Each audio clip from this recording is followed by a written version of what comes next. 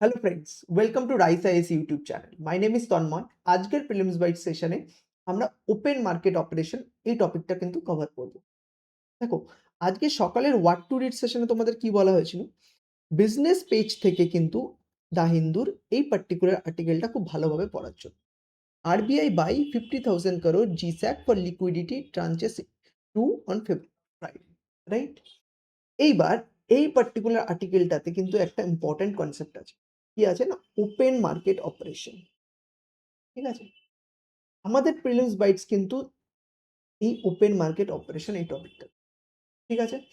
এবার তোমরা কেউ জিজ্ঞাসা করতে পারো, আচ্ছা এই ওপেন মার্কেট অপারেশন এই টপিকটা কি আদৌ প্রিলিমস এর জন্য ইম্পর্টেন্ট? তো ইম্পর্টেন্ট বোঝার জন্য আমরা কি করব? প্রিভিয়াস ইয়ার কোয়েশ্চেনে যাব। এবার দেখো একটি প্রিভিয়াস ইয়ার কোয়েশ্চেন, এটি 2023 তে কিন্তু জিজ্ঞাসা করা হয়েছে। কোয়েশ্চেনটা কি?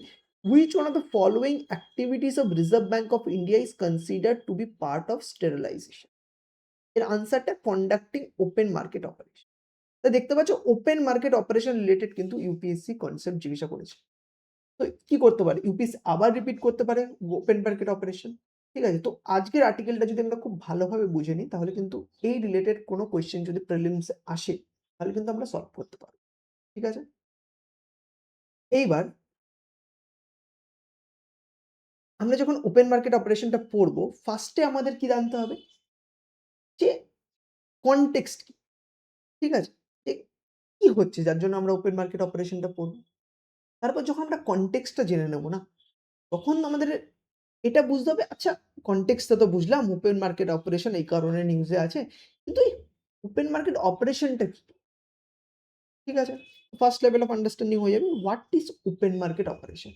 তো আমরা এই ওপেন মার্কেট অপারেশনে বুঝতে পারবো যে একটা মেকানিজম কিন্তু আছে ওপেন মার্কেট অপারেশন। তো মেকানিজমটা কিন্তু আমাদের বুঝতে হবে। To get complete clarity. The mechanism of open market operation. এইবার না আরেকটা ইম্পোর্টেন্ট কনসেপ্ট ইকোনমিতে আমরা সবাই পড়ি বন্ড yield এর কনসেপ্ট। আমরা দেখব এই ইমপ্যাক্ট কি? এই বন্ড yield এর সাথে এর ইমপ্যাক্টটা কি আছে? ইমপ্যাক্ট অফ বন্ড yield, ঠিক আছে? এরপর যেটা আমরা কিন্তু কুইকলি আদার যে ইম্পোর্টেন্ট মনিটারি পলিসি টুল আছে, ফর এক্সাম্পল রেপো রেট, তার সাথে কিন্তু কুইকলি একবার কম্পেয়ার করে নেব। তাহলে কি হবে না? আমরা যখন কম্পারেটিভ স্টাডি করি তাহলে কিন্তু আমাদের ক্লারিটি কিন্তু ভালো থাকে। এরপর আমরা দেখব যে এই ওপেন মার্কেট অপারেশনের কি পার্টিসিপেন্ট কারা? কে এই ওপেন মার্কেট অপারেশনে পার্টিসিপেট করছে? ঠিক আছে? এটা যদি দেখার পর দেখবো একটা প্রিলিমস এর একটা এমসিকিউ আছে। এই আন্ডারস্ট্যান্ডিং ওপেন মার্কেট অপারেশন এর ব্যাপারে আন্ডারস্ট্যান্ডিং যদি তোমাদের ক্লিয়ার থাকে তাহলে কিন্তু এই পার্টিকুলার প্রিলিমস এর যে এমসিকিউটা আছে তোমরা কিন্তু সলভ করতে পারবে। এটাই কিন্তু বোঝা যাবে যে তোমরা এই ডিসকাশনটা ভালোভাবে শুনেছো না শোনোনি। ঠিক আছে? দেখো দেয়ার ইস আ হাই চান্স 2026 প্রিলিমস এ কিন্তু ওপেন মার্কেট অপারেশন এর উপর আবার কোয়েশ্চেন জিজ্ঞাসা করতে পারে। 2023 তে করেছে, 24-25 এ করেনি। কোয়েশ্চেন কিন্তু আবার রিপিট হতে পারে 26 এ। খুব ভালো করে শোনো, ২ নম্বর কিন্তু ধাক্কা তুলে নিতে পারবে। ঠিক আছে? কনটেক্সট কি? দেখো reserve bank of India recently কি ডিসাইড করেছে যে ওপেন মার্কেট অপারেশন এর থ্রুতে আমরা ইন্ডিয়ান ইকোনমিতে অ্যারাউন্ড 1 লাখ করোড় এত মানি কিন্তু আমরা ইনজেক্ট করব। ঠিক আছে? এইবার এই ইনজেক্ট কেন করব? দেখো তোমরা সবাই দেখতে পাচ্ছ যে ওয়েস্ট এশিয়াতে কিন্তু ক্রাইসিস চলছে আর এটা কিন্তু প্রলংড হওয়ার একটা চান্স আছে। ঠিক আছে? এবার এটার ফলে কিন্তু অয়েলের দাম অলরেডি কিন্তু দেখো $100 পার ব্যারেল কিন্তু ক্রস করে গেছে। ঠিক আছে?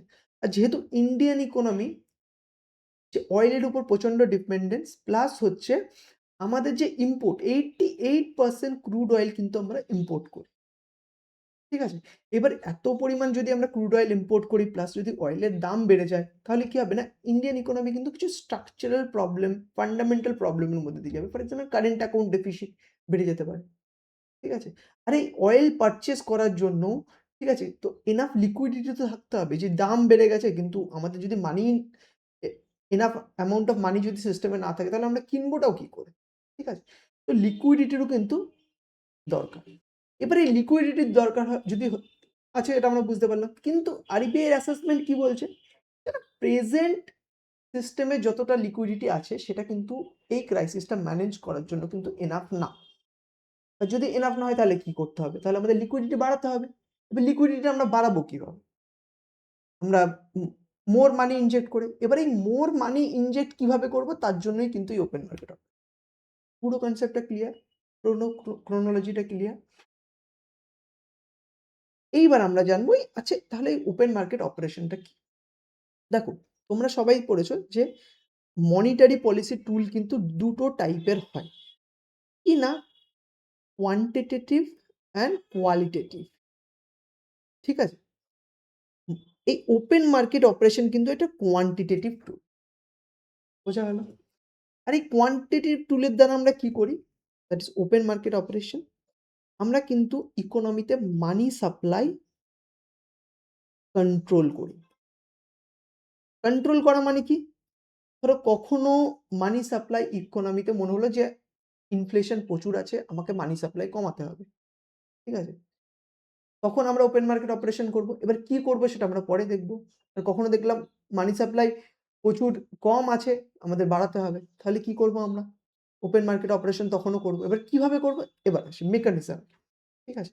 এবার তার আগে জানুন রাখো যে ওপেন মার্কেট অপারেশন করার যে ব্যাকবোন, কিসের দ্বারা আমরা ওপেন মার্কেট অপারেশনটা করব, সেটা কি না, government security and treasury bill. এইটারই না সেলিং অ্যান্ড পারচেজের থ্রুতে আমরা ওপেন মার্কেট অপারেশন করব। এইবার আসি আমরা মেকানিজমে। ধরো আমরা ওপেন মার্কেট অপারেশনের থ্রুতে গভর্নমেন্ট সিকিউরিটি পারচেজ করছি। এবার যদি আমরা গভর্নমেন্ট সিকিউরিটি যদি আরবিআই, আমরা বলতে আরবিআই যদি পারচেজ করে government security, RBI buy government security, তাহলে কি হবে, আরবিআই যখন পারচেজ করে নিচ্ছে তার বদলে ফাইন্যান্সিয়াল ইনস্টিটিউশন বা ব্যাংক এদের আরবিআই কি দেবে, টাকা দেবে, ক্যাশ দেবে। এবার যদি ক্যাশ আসে ব্যাংকিং সিস্টেমে তাহলে কি হবে, ইকোনমিতে মানি সাপ্লাই বেড়ে যাবে, হায়ার মানি সাপ্লাই। বা যদি মানি সাপ্লাই বেশি বেড়ে যায় প্লাস ব্যাংকের কাছে টাকা আছে, তাহলে কি হবে, যে ব্যাংক কম দামে লোন দেবে, যে ইন্টারেস্ট রেট লোনের কি হবে সেটা কমে যাবে, লোয়ার ইন্টারেস্ট রেট, বোঝা গেল? আর উল্টো এবার দেখি যে আরবিআই ওপেন মার্কেট অপারেশনের থ্রুতে গভর্নমেন্ট সিকিউরিটি সেল করছে। কি করছে, আরবিআই সেল গভর্নমেন্ট সিকিউরিটি। তাহলে আরবিআই যদি গভর্নমেন্ট সিকিউরিটি যদি সেল করে, তাহলে কি করবে, যে তার বদলে আরবিআই গভর্নমেন্ট সিকিউরিটি ব্যাংককে সেল করছে, আর তাহলে ব্যাংকের কাছ থেকে আরবিআই কি নিচ্ছে, ক্যাশ নিচ্ছে। তাহলে ক্যাশ আউট হয়ে যাবে সিস্টেমের থেকে, ক্যাশ কমে যাবে। এবার যদি ব্যাংকের কাছে যদি টাকা কমে যায়, তাহলে ব্যাংকের কাছে লোন দেওয়ার মতো যদি টাকা না থাকে তাহলে কি হবে, লোন ঠিকভাবে দিতে পারবে না, রিডিউস দ্য লোনেবল ফান্ড ব্যাংকের কাছে। আর এর সাথে সাথে ওভারঅল সিস্টেমের মানি সাপ্লাইও কিন্তু কমে যাবে, ঠিক আছে। আর এটা আরবিআই কখন করে জানো তো, যখন মার্কেটে, যখন ইকোনমিতে ইনফ্লেশন প্রচুর থাকে, সেটাকে কিন্তু ট্যাকেল করার জন্য কি করতে হয় না, আমাদের ইকোনমি থেকে কিন্তু ইকোনমিতে মানি সাপ্লাই কিন্তু কমাতে হয়। তার জন্য মানি কিন্তু আমরা ইকোনমি থেকে তুলে নেই আরবিআই। এবার ওই করে কিন্তু ইনফ্লেশনারি প্রেশারকে কিন্তু কন্ট্রোল করা হয়, বোঝা গেল? তাহলে মেকানিজমও ক্লিয়ার। এরপর আসছি আমরা বন্ড ইল্ডের সাথে ওপেন মার্কেট অপারেশনের রিলেশন। দেখো বন্ড ইল্ডের না একটা ইম্পর্টেন্ট কনসেপ্ট আছে, ঠিক আছে। তোমরা যদি বন্ড ইল্ড আর বন্ড প্রাইসের কনসেপ্ট ডিটেলসে না জানো, কমেন্ট সেকশনে যে জানো, আমরা একটা ডিফারেন্ট ভিডিও কিন্তু এটা নিয়ে নেবো, কারণ এটা পুরোপুরি একটা সেপারেট টপিক। বাট এই ভিডিওর জন্য এটা জেনে রাখো, bond price and bond yield কিন্তু ইনভার্সলি প্রপোর্শনাল। বন্ড প্রাইস যদি ইনক্রিজ করে, বন্ড ইল্ড কিন্তু ডিক্রিজ করবে। আর বন্ড প্রাইস যদি ডিক্রিজ করে, বন্ড ইল্ড কিন্তু ইনক্রিজ করবে। এই রিলেশনটা তোমরা জেনে রাখো, যাদের ক্লিয়ার মানে অলরেডি কনসেপ্ট ক্লিয়ার আছে তাদের জন্য একবার কিন্তু এটা রিভিশন, ঠিক আছে। এবার কি, দেখো ওপেন মার্কেট অপারেশনের থ্রুতে আমরা গভর্নমেন্ট সিকিউরিটি পারচেস করছি। গভর্নমেন্ট সিকিউরিটি যদি পারচেস করি কি হবে, যদি আমরা গভর্নমেন্ট সিকিউরিটি পারচেস করি, তাহলে গভর্নমেন্ট সিকিউরিটি, আমরা বলতে বারবার বলছি আরবিআই, আরবিআই যদি গভর্নমেন্ট সিকিউরিটি যদি ওপেন মার্কেট অপারেশনের থ্রুতে পারচেস করে, তাহলে গভর্নমেন্ট সিকিউরিটির পরিমাণ ইকোনমিতে কমে যাবে। এবার গভর্নমেন্ট সিকিউরিটির পরিমাণ যদি কমে যায়, তাহলে কি হবে, এর ডিমান্ড ইনক্রিজ করে যাবে বন্ডের। বন্ডের যদি ডিমান্ড ইনক্রিজ করে যায় তাহলে কি হবে, কোনো জিনিসের ডিমান্ড ইনক্রিজ হলে কি হয়, প্রাইস ইনক্রিজ হয়, তো bond price will go up. আর যদি বন্ড প্রাইস যদি গো আপ হয় তাহলে কি হবে, যে বন্ডের ইল্ডের কি অবস্থা হবে, কমে যাবে। কেন? আমরা বন্ড প্রাইস আর বন্ড ইল্ড ইনভার্সলি প্রপোর্শনাল। এবার উল্টোটা দেখি, ওপেন মার্কেট অপারেশনের থ্রুতে আরবিআই গভর্নমেন্ট সিকিউরিটি সেল করছে, ঠিক আছে? গভর্নমেন্ট সিকিউরিটি যদি সেল করে কি হবে, তাহলে প্রচুর পরিমাণে গভর্নমেন্ট সিকিউরিটি ইকোনমিতে থাকবে, সিস্টেমে থাকবে। তাহলে কি হবে, সাপ্লাই অফ বন্ড মার্কেটে ইনক্রিজ করবে। এবার কোনো জিনিসের সাপ্লাই যদি বেড়ে যায় তাহলে কি হয়, ন্যাচারালি ডিমান্ড, বন্ডের যে প্রাইস সেটা কমে যাবে। আর বন্ডের প্রাইস যদি কমে যায় তাহলে কি হবে, বন্ডের যে ইল্ড সেটা কি হবে, বেড়ে যাবে। কারণ আমরা জানি bond price and bond yield কিন্তু ইনভার্সলি প্রপোর্শনাল। বোঝা গেল? এইবার আমরা না একবার জাস্ট কুইকলি রেপো রেটের সাথে কম্পারিজন করে নিই, তাহলে কিন্তু আমাদের আরো ক্লিয়ার হয়ে যাবে। দেখো দুটোই কিন্তু না কোয়ান্টিটি টুল মানি সাপ্লাই কন্ট্রোল করার জন্য। এটাও মানি সাপ্লাই কন্ট্রোল করে ইকোনমিতে, এটাও কিন্তু মানি সাপ্লাই কন্ট্রোল করে। But open market operation generally করা হয় লং টার্ম লিকুইডিটি ম্যানেজমেন্টের জন্য, generally, not always, generally. But repo rate কি হয় না, শর্ট টার্ম লিকুইডিটি ক্রাইসিস যদি হয় তার জন্য কিন্তু আমরা রেপো রেট ব্যবহার করি। আর এটা কি হচ্ছে, ওপেন মার্কেটে না এই আউটরাইট বাইং অ্যান্ড সেলিং হয়, এরপরে কি হয় না, ওনারশিপ চেঞ্জ বা ওনারশিপ ট্রান্সফার কিন্তু হয়।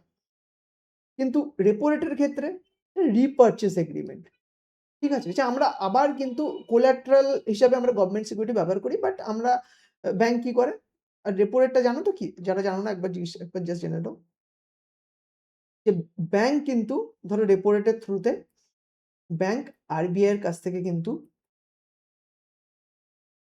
টাকা নেয় বা লেন্ড, ঠিক আছে? তার বদলে কিন্তু ব্যাংকে আরবিআই কে কিছু কোল্যাটরাল রাখতে হয়। বোঝা গেল? এইবার এটা কি বলছে, কিন্তু আবার একটা টাইমের পরে যে টাকাটা নিল সেটা কিন্তু ব্যাংকে আবার আরবিআই কে দিয়ে দিতে হবে। ঠিক আছে? এর জন্য কি হচ্ছে, যে রিপারচেজ এগ্রিমেন্ট এটাকে বলছি। আর এই যে বললাম যে কোল্যাটরাল, এর জন্য কি কিছু গভর্নমেন্ট সিকিউরিটি কিন্তু কোল্যাটরাল হিসেবে দেওয়া যায়। Security act as a collateral. বোঝা গেল? এইবার আসছে flexibility.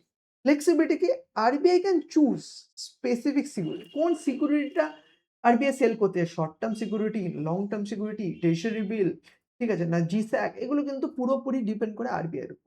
But on the other hand repo rate কি, uniformly applicable to all the parties. ঠিক আছে? এবার তো আমরা পুরোটা জেনে নিলাম, বাট এই ওপেন মার্কেট অপারেশনটা হয় কোথায়, এটা ইম্পর্টেন্ট। দেখো আরবিআই এর না একটা প্ল্যাটফর্ম আছে, একটা সিস্টেম আছে, ই কুবের সিস্টেম। এর থ্রুতে কিন্তু ইলেকট্রনিক্যালি কিন্তু government security buying and selling কিন্তু হয়।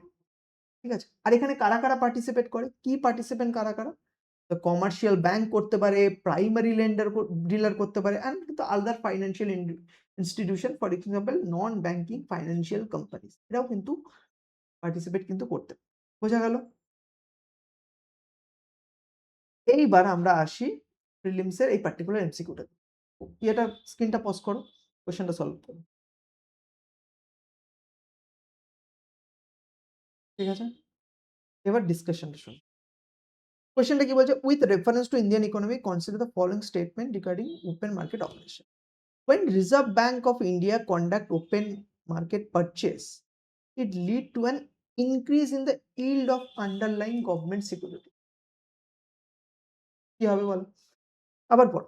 When Reserve Bank of India conduct open market purchase, ঠিক আছে, মানে গভর্নমেন্ট সিকিউরিটি পারচেস করছে, ঠিক আছে? গভর্নমেন্ট সিকিউরিটি যদি পারচেস করে তাহলে কি হবে, it lead to an increase in the yield of underlying government securities. আমরা পড়েছি এটা উল্টো হয়, yield কিন্তু ইনক্রিজ করে না, ডিক্রিজ করে। গভর্নমেন্ট সিকিউরিটি পারচেস করছে, গভর্নমেন্ট সিকিউরিটির ডিমান্ড কি হচ্ছে, বেড়ে যাচ্ছে। ডিমান্ড বেড়ে গেলে প্রাইস কি হচ্ছে, বেড়ে যাবে। আর প্রাইস আর ইল্ডের মধ্যে কি ইনভার্সলি প্রপোর্শন, তাহলে ইল্ড কি হবে, রিডিউস করবে, নট ইনক্রিজ। তো one is a wrong step. OMR primarily used by RBI to manage short-term and overnight liquidity mismatch in banking system. এই overnight liquidity mismatch এর জন্য কি করা হয়, রেপো রেট ইউজ করা হয়, not Waymo is for long term generally. So 2 is a wrong step. RBI uses e-Kubert platform to conduct OMO auction to multi-security price method. Yes, we have seen that e-Kubert platform কিন্তু use করা হয়। only 3 is right. Option C answer হয়ে যাবে, যেহেতু এটা correct জিনিস। এখানেও কিন্তু ফোকাস করবে যে ইনকারেক্ট বলেছে না কারেক্ট বলেছে। ইনকারেক্ট বললে 1 and 2 হয়ে যেত। ঠিক আছে? বোঝা গেল? আশা করি তোমরা বুঝতে পেরেছো। আর তোমরা যারা বেঙ্গলিতে এক্সাম দিচ্ছ ইউপিএসসি, বেঙ্গলি মিডিয়ামে কমফোর্টেবল, তারা কিন্তু সেম আর্টিকেলটা রাইস আইএস এর ওয়েবসাইটে যেয়ে কিন্তু বেঙ্গলিতেও পড়তে পারো। এতে কি হয় না, যারা মিডিয়ামের প্রবলেম থাকে তাদের জন্য যে বেঙ্গলিতে যদি সেম আর্টিকেলটা পড়ে যায়, তাদের কিন্তু ক্ল্যারিটিও কিন্তু আরো বেড়ে যাবে তোমার। ঠিক আছে? বোঝা গেল? সিমিলারলি আমি চাইবো আরো আমাদের যে দুটো ফ্ল্যাগশিপ ইনিশিয়েটিভ আছে, editorial explained and deep analysis, এটা তোমরা রেগুলারলি ফলো করো। মেইনসের জন্য তাহলে কিন্তু তোমরা অ্যাডভান্টেজ পাবে। ঠিক আছে? প্লাস তোমাদের কিন্তু মেইনসের কারেন্ট অ্যাফেয়ার্স রিলেটেড যে ক্ল্যারিটি সেটাও কিন্তু বাড়তে থাকবে। ঠিক আছে? আশা করি খুব ভালো করে প্রিপারেশন নিচ্ছ। আর কোনো রকম যদি কোনো প্রবলেম থাকে, বি ইট এই আর্টিকেল রিলেটেড বা অন্যান্য প্রিপারেশন রিলেটেড, কমেন্ট সেকশনে যে আমাদের জানাও, will there to help you. And thank you so much for attending this particular discussion, and all the very best for your prelims exam. Thank you.